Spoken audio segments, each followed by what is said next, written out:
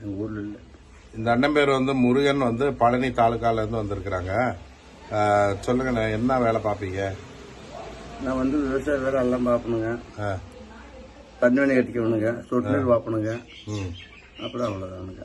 வேலை எல்லாம் பார்த்துக்கோங்க. மாடு பண்ணை எல்லாம் விட்டோம்னா மாட்டு பண்ணையில் எல்லாம் நம்மளுக்கு வேணுங்க. கோழி பண்ணை, ஆட்டு பண்ணை அதெல்லாம் வேணும்.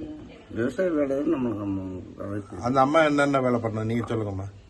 நான் ஏதோ மாடு, ஆடு, கண்ணு, குட்டி பார்த்துக்கலாம். சரி. ஏதோ சொல்ற வேலை, வீட்டு வேலை இருந்தாலும் எந்த வேலை இருந்தாலும் பார்த்துக்கணும். சரி. எல்லா வேலையும் இப்ப போறீங்க வரீங்க, இப்ப எங்க இருந்தீங்க இவ்வளவு நாளா?